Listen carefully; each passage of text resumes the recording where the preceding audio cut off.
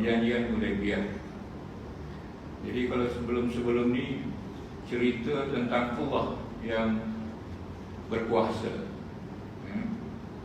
Allah yang memenangkan orang Islam, Dia yang menurunkan sakinah pada ayat keempat, Dia yang memasukkan orang-orang mukmin dan mukminat ke dalam surga. Jadi seakan-akan ada tafsir saya baca, kalaulah ada orang bertanya, jadi kalau Allah semua ni, Nabi Muhammad tu macam mana? Maka ayat ni seakan-akan menerangkan. Mungkin ada soalan macam tu, atau ada dalam diri manusia ni ada seakan-akan bertanya. Jadi dijawablah di sini, inna arsalnaka syahidan wa mubashiran wa nadhiran. Sesungguhnya kami mengutus engkau, wahai Muhammad, syahidan, sebagai saksi. Kita kata, sesungguhnya kami mengutus kamu sebagai saksi. Jadi Rasulullah SAW diutus itu sebagai saksi kepada umat atau kepada nabi-nabi sebelumnya. Nanti ditanya bahawa Rasulullah sebagai saksi, betul, nabi-nabi, saudara-saudara itu telah menyampaikan apa-apa risalah daripada Allah Subhanahu Wa Taala. Begitu juga terjemahan lain bahawa dia saksi kepada orang-orang mukmin, ke atas orang-orang mukmin, bahawa dia telah menyampaikan apa saja yang telah diwahyukan oleh Allah Subhanahu Wa Taala kepada umat. Jadi dia menyaksikan bahawa risalah ini dah sampai. Dalam ayat ini bahawa Rasulullah SAW diutus syahidan, sebagai saksi terhadap umatnya atau terhadap risalah-risalah sebelumnya.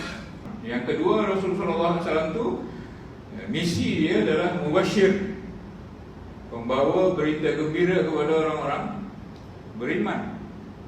Berita gembiranya adalah bahawa janji-janji Allah Subhanahu Wa Taala untuk orang-orang yang beriman adalah surga.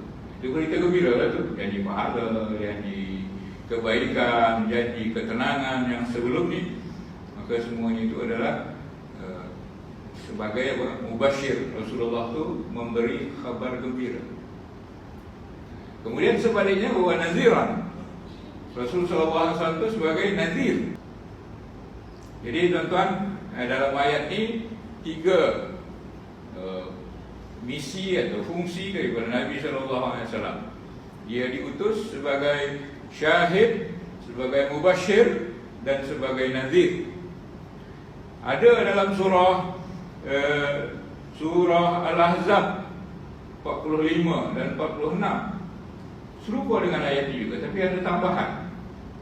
Ya ayuhan nabi, inna arsalnaka syahidan wa mubashiran wa nadhiran wa da'iyan ila Allah bi'izni wa sirajan munira. Jadi ada 5 di sana. Di sini 3 saja, sesuai dengan tempatlah. Menurut ahli tafsir mengatakan bahawa pada surah Al-Ahzab itu disebut 5 jawatan Nabi SAW, disebabkan pada surah Al-Ahzab itu menceritakan sebagai jawapan tentang cacian, cemoohan daripada orang-orang munafik dari Madinah dan orang-orang Yahudi, orang-orang kafir sekalipun mencaci Nabi SAW ketika dia berkahwin kepada Zainab, isteri daripada Zaid bin Haris, anak angkat dia.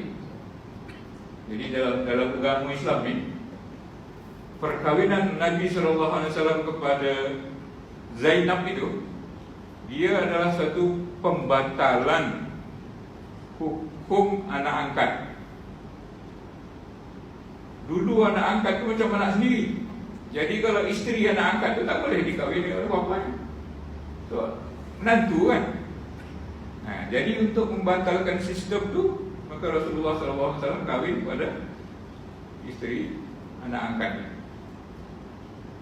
Jadi ketika itu adat istiadat yang dah biasa tak boleh.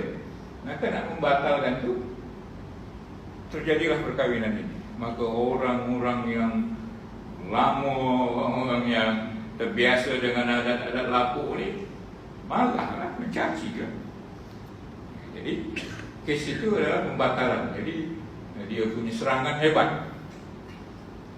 Jadi tuan-tuan, kita sambil lalu hati-hatilah bab anak angkat ni. Anak angkat tu kecil boleh lah angkat, dah puasa jangan angkat dia. Dia bukan anak kandung dia, boleh kahwin. Rasulullah kahwin kepada Zainab, menantu angkat dia. Menunjukkan apa? Dia bukan muhrim, boleh kahwin bukan muhrim. Jangan ikutlah adat-adat yang sudah terbiasa kita ni, bahawa dah nak angkat tu halal ke, walaupun dibinkan dengan surat perjanjian apa, tapi hakikatnya dia bukan anak kita. Maka tak boleh kita walikan, tak boleh kalau dia lelaki perempuan, tak boleh kita anggap dia sebagai ahli keluarga atau anak kita sehingga boleh bersalaman, boleh berkhalwat dengan dia dan sebagainya. Dia adalah orang asing. Itu pengajaran daripada surah Al-Ahzab.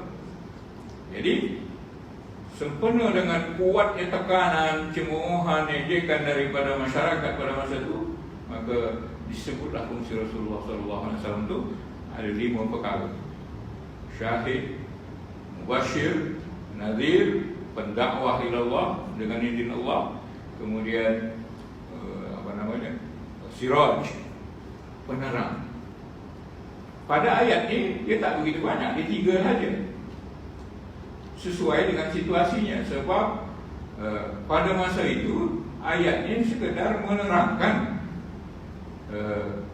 tugas Rasulullah SAW itu kepada orang-orang sebahagian sahabat yang agak ragu. Ayat ini turun selepas perjanjian Hudaybiyah. Dulu dah kita cerita Hudaybiyah. Jadi adakan perjanjian di sana sehingga nak meyakinkan sahabat-sahabat yang masih ragu, gitu, perjanjian ini betul ke?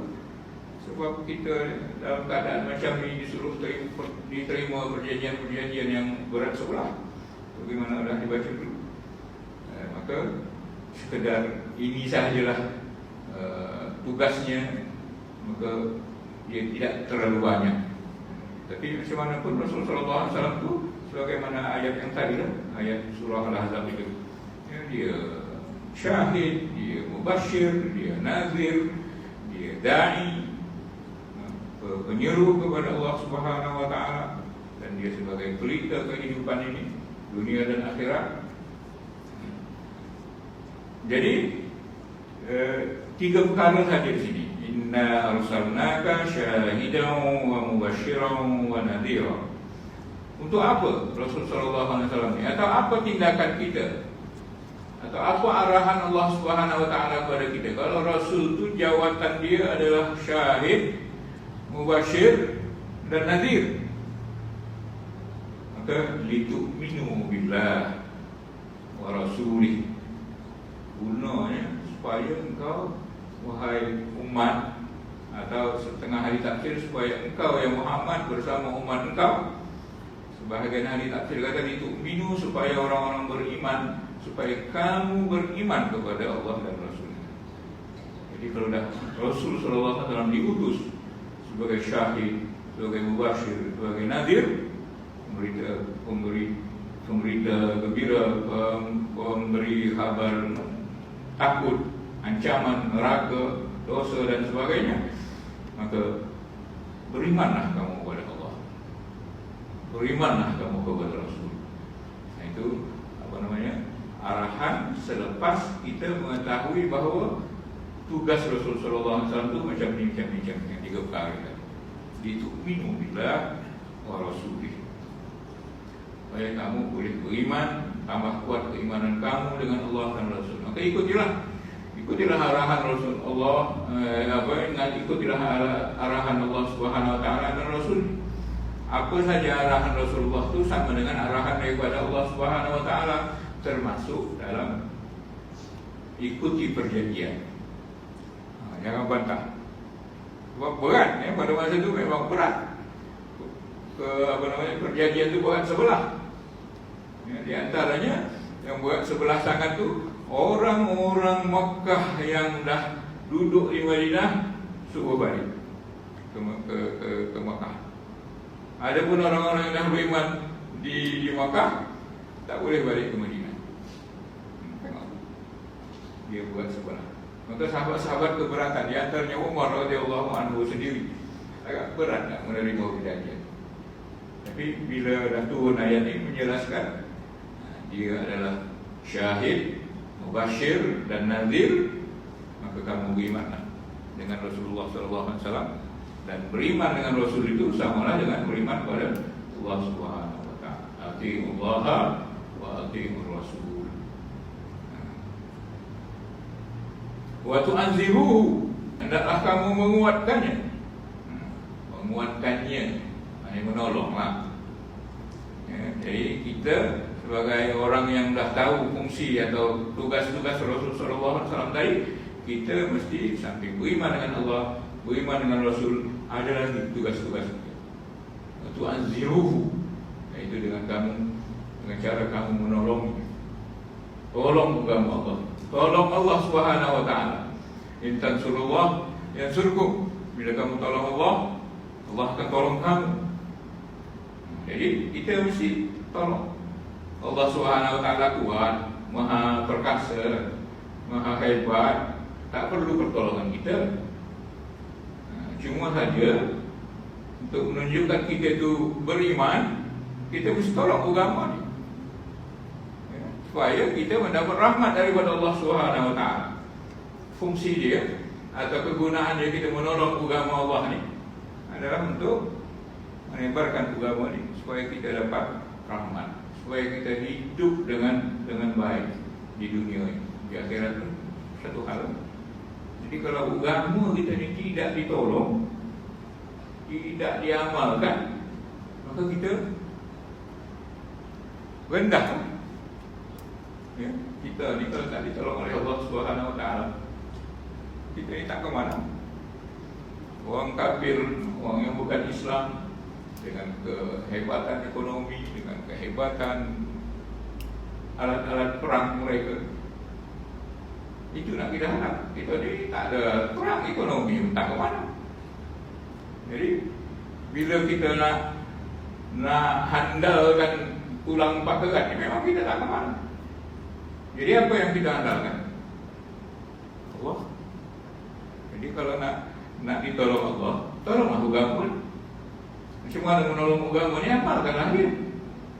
Itu menolong agama Allah Subhanahu wa ta'ala. Dulu ada kita bahas sebelum ni, tansurullah yansur. Di antaranya kita tegakkan agama Allah ni di rumah kita mula-mula, pada anak kita, pada isteri kita, kepada orang-orang yang boleh kita dakwah, kita ajak mereka ke agama Allah ni. Jadi jangan kita ni hebat masjid je, tapi bila balik rumah tak ada apa yang kita buat. Seakan-akan agama Allah ni, nak menolong agama Allah ni sembahyang je lah, zikir je lah, tak jadi. Tegakkan agama ni supaya agama ni ramai yang dapat barakah dia, dapat rahmat dia. Dan ganjarannya tuan-tuan, sungguh seorang aja mendapat hidayah disebabkan engkau, itu adalah lebih baik daripada unta merah. Unta merah ni harta dunia yang paling mahal. Unta merah ni macam Ferrari lah. Kalau kenderaan kita kan, siapa tak nak Ferrari? Memang 3 juta ke 4 juta rekod Ferrari. Jadi tuan-tuan,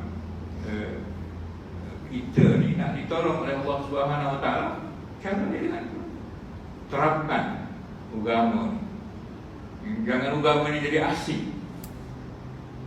Kalau dalam berekonomi, dalam bermasyarakat, kita tinggalkan riba supaya ramai orang tidak makan riba.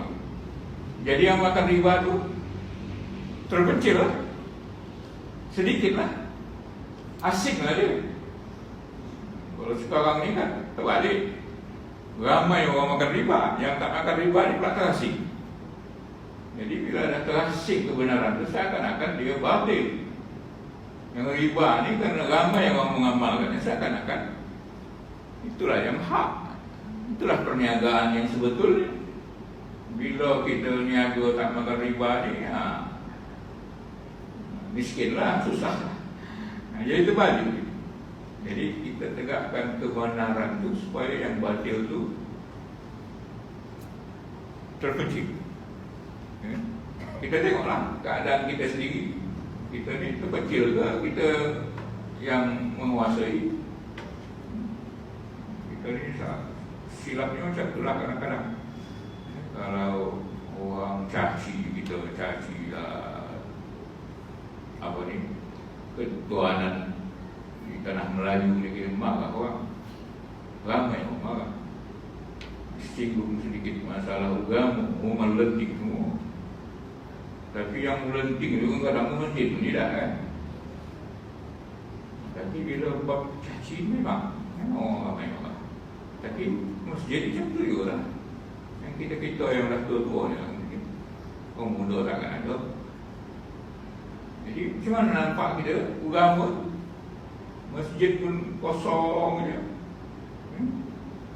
Cari hari Jumaat lah, Jumaat tak tahulah, mungkin cikgu-cikgu kerahkan pelajarnya, orang pejabat slogan dengan kawan, semua masjid takkan seorang pula jadi perempuan, menyerupai perempuan duduk dalam bilik pejabat. Jadi ramai. Sepatutnya waktu-waktu yang lain pun macam tu lah, lebih kurang. Kalau sembahyang subuh boleh-boleh macam sembahyang Jumaat, macam dah mula di Turki sana kan, sembahyang subuh dia orang macam sembahyang Jumaat. Kita ni kadang-kadang macam tu lah. Sebab kita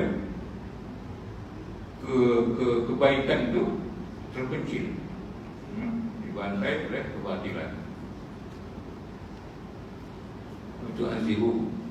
Jadi arti itu anziru apa? Menguatkannya, menolongnya supaya agama ini tersebar. Wa tuwaqqiru, dan kamu tuwaqqir sama dengan ta'zim, kamu mengagungkan. Kita agungkan Allah Subhanahu wa taala, barulah Allah itu disegani, ditakuti. Sekarang ini kadang-kadang yang terbaru saya tengok perempuan muda, Allah itu disifatkannya maha babi. Oh, tak Pak. Dua ni orang nak kaki. Sebab kita sendiri pun kadang-kadang tak melihatkan Allah Subhanahu wa taala. Ada orang-orang yang berani sampai mencaci macam tu. Jadi tuan-tuan, kita mesti takzim Allah Subhanahu wa taala itu, mengagungkan Allah Subhanahu wa taala itu adalah dengan mengagungkan agama ini, mengagungkan syariat ini. Jangan langgar syariat-syariat agama. Bila berkumandang azan tu, wajar ke masjid boleh-boleh. Biar ramai orang ke masjid, biar gaduh orang. Ini kadang salah tu. Masjid sunyi, time sembahyang aja masjid sunyi, tapi situ makin ramai. Dengan serulingnya, dengan trompetnya, ke belakangan ni pula dulu tak ada gitu sangat. Eloknya kita ni lebih ramai daripada orang, lebih meriah daripada orang. Jadi takzimkan Allah Subhanahu wa taala, takzimkan agama, takzimkan syariat.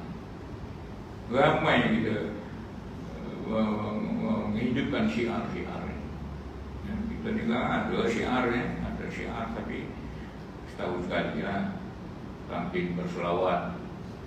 Itu pun tak ramai ke? Itulah tampil berselawat, kita tak ikut selawat. Dan setahun sekali. Jadi tuan-tuan, agama ni tegak dengan kita sendiri lah. Dia tak akan tertegak dengan kosong macam tu, dengan dia sendiri dia tegak.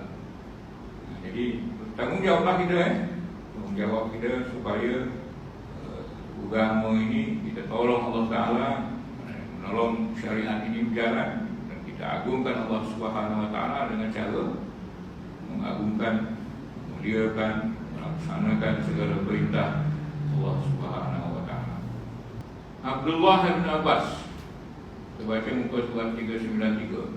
Sekarang saya dah terjemah tu, lupa pula nak baca. Maksudnya supaya kalian mengagungkannya, tuwaqiruhu, menghormatinya. Lafaz at-tawqir, tawqir itu tuwaqiru, tuwaqiru itu fi'il mudhari', present tense. Dia punya kata jadiannya tawqir. Jadi adalah penghormatan dan pemuliaan disertai pengagungan. Jadi kita hormati Allah Subhanahu Wa Ta'ala dengan cara seperti tadi. Kemudian lagi wa tusabbihuhu, dan kamu bertasbih kepadanya, yakni memahasucikan Allah Subhanahu Wa Ta'ala. Kita sentiasa bertasbih. Jadi tasbih ni kalau boleh jangan lekang dari mulut. Subhanallah, alhamdulillah. Orang hadis kata kalimatan khafifatan fil lisan, thaqilatan fil mizan, wa habibatan indar rahman. Maka Rasulullah, dua kalimat yang ringan di lidah, berat di timbangan mahsyar kita besok, dan sangat disayangi oleh Allah Subhanahu Wa Ta'ala, sangat disukai oleh Allah Subhanahu Wa Ta'ala. Apa dia? Subhanallah wa bihamdihi, subhanallahil azim. Tak payah subhanallah wa bihamdihi, subhanallah. Itu banyak-banyak bertasbih. Ketika ni tasbih ni kadang-kadang lebih banyak kita diam. Kalau pun tak cakap, kalau pun tak mengumpat, kita lebih banyak diam, lebih banyak tidak menggunakan lidah ni. Yang lidah ni sepatutnya tak koring daripada memuji Allah Subhanahu Wa Ta'ala. Cuma kena lidah ni alat untuk kita bertasbih, berzikir ni, tak koring-koring dengan dia. Tak pernah koring dengan dia ni. Tak pernah lidah kita ni koras. Dia tetap lembut dia untuk mengatakan yang benar, untuk zikir kepada Allah Subhanahu Wa Ta'ala. Cuma itulah kan, kalau tidak kan, kita lebih banyak mendiamkan, tidak menggunakan, membatalkan fungsi lidah untuk memuji Allah Subhanahu Wa Ta'ala. Maka dikatakan di sini bukratan wa asila. Apa dia kata? Di waktu pagi dan petang. Sebahagian ulama pagi bertasbih, petang bertasbih. Macam maknanya ada zikir-zikir pagi, ada zikir-zikir petang. Tapi ramai ulama mengatakan pagi petang ini bukan pagi dan petang. Pagi petang ini menunjukkan sentiasa. Cuma lambang pagi, lambang sentiasa setiap hari itu, sepanjang hari itu lambang dia diistilahkan dengan pagi petang. Supaya dalam bahasa kita kan bahasa Melayu, pagi petang ditunggu kan. Pagi petang dia buat macam ni, macam pagi petang namanya. Bukan sepagi sekali, petang sekali. Ini panjang. Cuma isyarat dia atau lambang dia, kita lambangnya pagi dan petang. Tapi sebenarnya sepanjang hari. Jadi kalau boleh macam tu lah. Dan alhamdulillah kita pagi petang, sepanjang hari kita bertasbih. Ini kalau lepas sembahyang tu, duduk lah baca tasbih lah, zikir lah. Memang buat sembahyang tu dunia dia boleh baca. Ingatlah Allah Ta'ala, pujilah Allah Ta'ala. Bukannya lama pun, beberapa minit sangatlah. Kita tasbih 30, tahmid 30, takbir 30, jadi lah. Assalamualaikum warahmatullahi wabarakatuh. Kalau boleh istighfar 3 kali. Kemudian la ilaha illallah kalau maghrib dan isya. Kalau maghrib dan subuh baca la ilaha illallah wahdahu la syarika lah, lahul mulku wa lahul hamdu wa huwa ala kulli syai'in qadir 10 kali. Kemudian ayat kursi gitu, ayat kursi ini kalau kita meninggal pada hari itu masuk surga, jaminan Allah Subhanahu wa taala. Kemudian tasbih sama ada 30 atau 15 atau 10 30 32 tak ada, 36 tak ada, 35 tak ada, yang ada 33. Jadi seboleh-bolehnya cukuplah 33. Ini kan sekarang kita tambahlah 32, 3 tambah 2, 35. Menurut Syekh Ali Mahfuz Syarah Al-Azhar, sekuang-kuangnya bila kita lebihkan 2, 3, lebih 1 atau kurang 1 daripada 33, kerja kita itu adalah khilaful aula, tak mengikut sunnah. Khilaful aula ni menyalahi perkara yang lebih utama. Jadi nak kira-kira betul 33. Tolonglah kira. Kita ni ikut imam aja. Imam dah habis, kita pun habis. Padahal kita baru 26 umpamanya. Mana pun semua nak suruh imam, ya? Tak apalah, dia berfikir-fikir, kita berfikir orang. Tak nak dua tangan, setangan. 1, 2, 3, 4, 5, 6, 7. 7 ni 1, bawah ni 1, 2, 3, 4. Turun ke bawah 3 lagi, 5, 6, 7. 7 kali 2, 14 tambah 4, 14, 28. 28 yang ini pula, yang gomok ni 1, 2, 3, 4, 5. Semualah 28 tambah 5, 33. Jadi bukannya mesti bertasbih, boleh alat tu kan, pakai modal pula. Ini tak bermodal pun, kadang-kadang kita tak nak pergi ikut imam, siapa imam kan. Jadi itulah tuan-tuan, bukratan wa asila. Tolong betulkan bacaan itu, bukratan wa asila. Saya ada selalu tongah orang-orang kata wa asila, bukan wa asila, wa asila. Kemudian diceritakan di sini bai'atul ridwan. Bai'ah ridwan. Dia ada cerita ni semua kan, saya cerita jadi 2 kali pula. Bai'atul ridwan ni bai'ah, perjanjian ridwan yang diredai oleh Allah Subhanahu wa taala. Cerita dia ringkasnya begini. Osman radhiyallahu anhu diutus Nabi sallallahu alaihi wasallam. Mula-mula cerita satu riwayat kata Umar disuruh Nabi sallallahu alaihi wasallam. Umar ni garang berani. Jadi bila dia dah sampai Hudaybiyah, rombongan Nabi sallallahu alaihi wasallam dan sahabat-sahabat ni dari Madinah nak pergi umrah, tapi terhenti di Hudaybiyah dulu. Berhenti di situ, maka Rasulullah sallallahu alaihi wasallam supaya jangan terjadi huru-hara peperangan, ini nak umrah, kirimlah satu orang. Nabi sallallahu alaihi wasallam pilih Umar.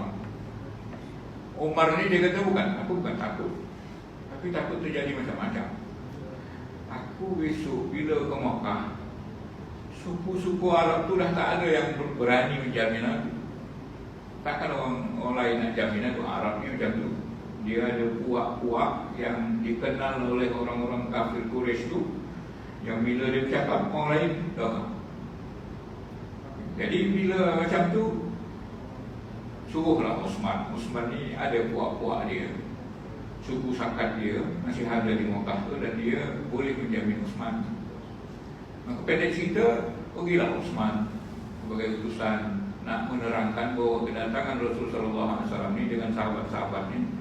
Satu riwayat kata 1,400 orang, ada riwayat kata 1,500, ada riwayat kata 1,300. Lebih kurang lah, ya, antara 1,300 1,500. Tapi yang riwayat yang agak kuat adalah 1,400. Dikirimlah Utsman bahawa sahabat-sahabat Rasulullah dan sahabat-sahabatnya sallallahu alaihi wasallam radhiyallahu anhum datang nak umrah saja, bukan nak buat perang. Jadi kalau boleh jangan bergabung lah. Maka Quraisy tak bagi. Engkau aja yang boleh. Kalau kau nak tawaf, tawaflah. Utsman jawab, selama Nabi Muhammad SAW tidak tahu, aku tak akan tahu.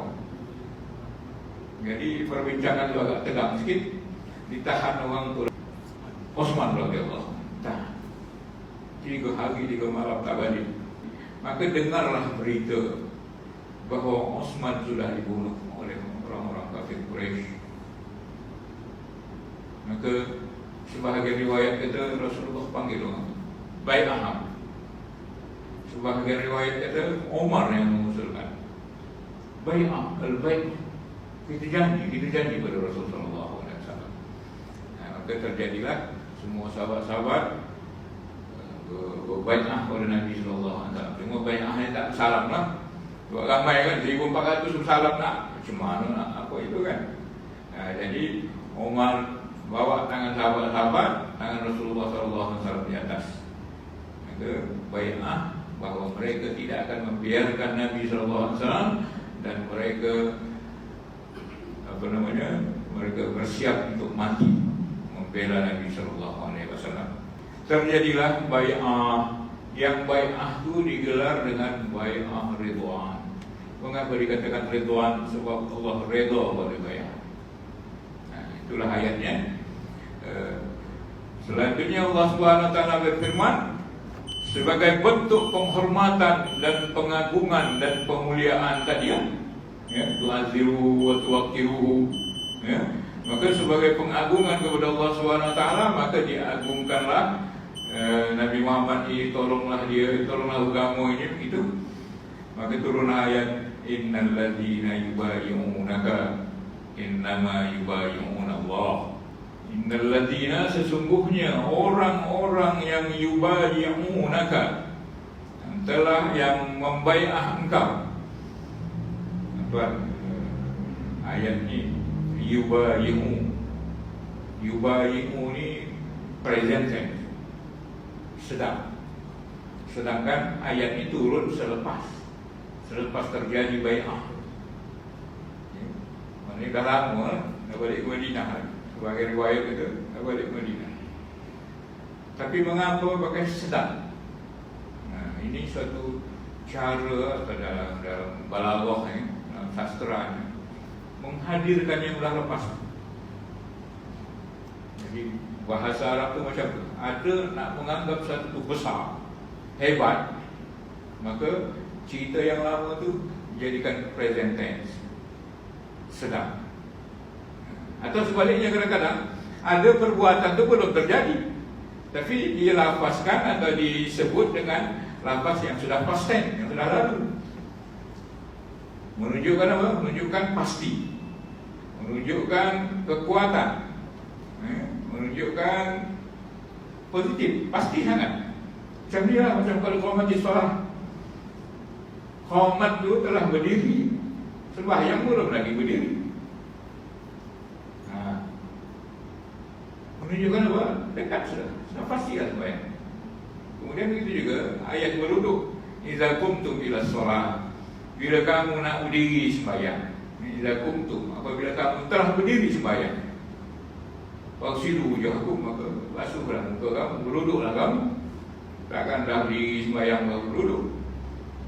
Menunjukkan apa? Fardu wuduk tu bila dah nak berdiri solat tu balik. Betul-betul. Dah pasti nak wuduk, dah pasti nak sembahyang, barulah wajib berwuduk. Jadi sebelum itu tidak wajib, sunat je. Kalau nak berwuduk awal pun macam tu lah, boleh je. Tapi yang wajibnya bila kita dah nak sembahyang. Jadi kalau yang ada penyakit-penyakit yang sel-sel baul dan sebagainya itu kan, dah nak tokat sembahyang tu baru boleh wajib. Kalau sebelum tu kan, dia batal lah sebab dia sel-sel baul yang tak berhenti-henti. Itu kan, innal ladzina yubayyi'unaka, sesungguhnya orang-orang yang membai'ah engkau, yang 1,400 kali. Kecuali kau ada salah, ada debatan seterusnya. Ada seorang tu namanya, lupa pula namanya, Jad. Ada yang seorang lagi, bukan Jad tu baca ni, nama ni Jud. Dia ni setengah riwayat kata dia munafik. Dia yang tak baik, tersinggung 400. Dia menyolit di bawah ketiak unta supaya jangan nampak orang. Tahan dia busuk-busuk bawah ketiak unta tu. Ada setengah riwayat kata dia ni penakut. Sebab bai'ah ni, kami tidak akan biarkan engkau ya Rasulullah, kami akan pertaruhkan nyawa kami. Dia tak sanggup melepaskan. Mungkin tak kuat tadi lah, ya. Jadi setengah riwayat kita dia munafik. Nanti akan kita baca. Saya ingat nama ayah dia. Tuan-tuan, sesungguhnya orang-orang yang membai'ah engkau, bai'ah itu perjanjian lah, innama yubayi'una Allah. Itu kita ambil dia. Hanyalah dia membai'ah Allah. Oh, ini bukannya macam mana? Bai'ah Nabi Muhammad sallallahu alaihi wasallam. Samalah kita berbai'ah kepada Allah Subhanahu wa taala. Maknanya apa? Maknanya kita ni bila kita buat kerja-kerja agama fisabilillah, ya, samalah kita dengan berbai'ah, samalah kita menolong Allah, samalah dengan Allah tu bersama kita.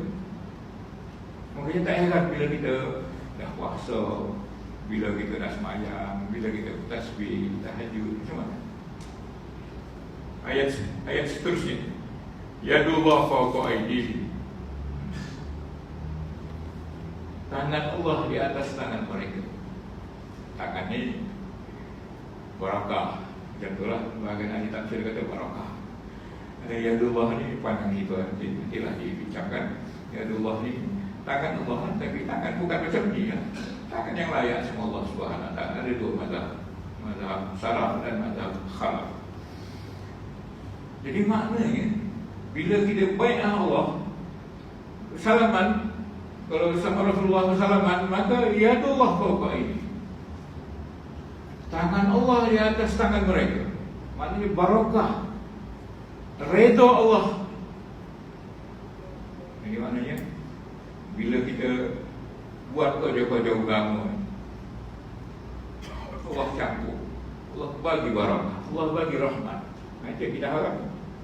Jadi kita nak tahu lah ayat ni, ya. Begitu juga sebaliknya, kalau kita memusuhi agama Allah ni, kita bukan berhadapan dengan orang, kita halang ustaz berdakwah umpama, ya kan? Kita ganggu orang menyampaikan agama Allah ni, kita tidak saja berhadapan dengan orang itu, tapi kita akan berhadapan dengan Allah.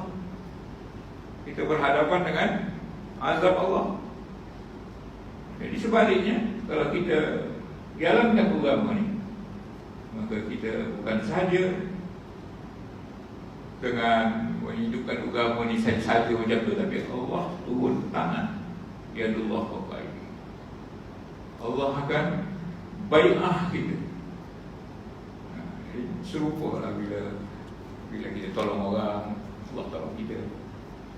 Ya, makanya dalam hadis kursi ada dikatakan, ya benar Adam, wahai anak Adam, kenapa waktu aku sakit, kenapa kau tak kunjungi aku? Hadis itu panjang, kita baca sikit ya. Ya Tuhan, kau Rabbul Alamin, mana pula ada kau sakit? Bukankah hamba-Ku sakit? Kalau kau kunjungi dia, engkau akan dapati aku di sana. Jadi maknanya kerja kita memuliakan orang itu sama dengan memuliakan Allah. Kerja kita mengunjungi orang sakit itu sama kita dengan mengunjungi Allah. Ada satu ayat kata, man kalladzi yuqridullaha qardan hasan, siapa yang memberi kredit kepada Allah dengan kredit yang baik, menghutangkan kepada Allah hutang yang baik dengan ikhlas, maka apa dapat kita? Fa yudha'ifahu lahu adha'afan katsira. Maka Allah Taala akan gandakan. Jadi kita bagi hutang, bagi pertolongan kepada Allah, Allah gandakan. Jadi maknanya bai'ah tu nampak, bai'ah di tangan Nabi Muhammad SAW. Semua letak tangan. Rasulullah letak tangan di atas, berbai'ah. supaya tidak meninggalkan Rasulullah, tidak membiarkan Rasulullah, dan bersiap mati untuk mempertahankan Nabi Muhammad SAW. Padahal di tangan Nabi Muhammad SAW, tapi sama dengan yubayi'un Allah. Mereka telah membayar Allah. Yang jadi satu orang tadi lah, yang penakut tadi, Syarif Utsman. Utsman tak ikut sebab Utsman masih ditahan di Mekah. Tapi Nabi SAW letakkan tangan kanan dia di tangan kirinya. Ini bai'ah Utsman. Mungkin nanti ada disampaikan. Ya, Rasulullah bai'ah tangan dia sendiri atas namakan Utsman radhiyallahu anhu. Jadi kesimpulan tuan-tuan, kita kena yakin apa sahaja bai'ah kita, apa sahaja kerja kita tentang agama ni, Allah di hadapan kita. Allah redha sama kita, Allah bagi kita rahmat, Allah balas dia dengan kasih sayang dan sebagainya dan sebagainya. Sebaliknya, begitu juga bila kita musuh agama ni, kita benci agama ni, kita halang orang yang berdakwah dengan agama ni, maka sebenarnya kita bukan berhadapan dengan orang itu sahaja, tapi kita berhadapan dengan azab Allah Subhanahu wa taala. Rupa dengan surah Al-Baqarah. Yukhadi'una Allah walladzina amanu. Mereka menipu, membohongi Allah dan orang-orang beriman. Orang-orang munafik sebenarnya berbohong kepada Nabi Muhammad SAW, berkata lain di depan. Yang di belakang lain. Mereka menipu Nabi Muhammad SAW dan menipu orang-orang mukmin, kata beriman tapi tidak. Bongak. Tapi Allah turunkan ayat apa? Yukhadi'un Allah. Mereka bukan menipu orang beriman saja, tapi dia menipu Allah. Itu bukan azab Allah Subhanahu wa taala. Jadi itulah lebih kurang pemahaman daripada innal ladzina yubayyi'unaka innama yubayyi'una Allah. Orang yang membayar engkau tu ya Muhammad, sebenarnya dia bai'ah kepada Allah Subhanahu wa taala. Jadi katanya apa lagi? Ini sebagaimana firman-Nya, "Man yuti'ir rasul faqad ata'a Allah." Siapa yang taat pada Rasul, taat pada Allah. Pada surah An-Nisa 80. Ya Allah fauqa aydihim, itu kita sambung semula nanti insya-Allah.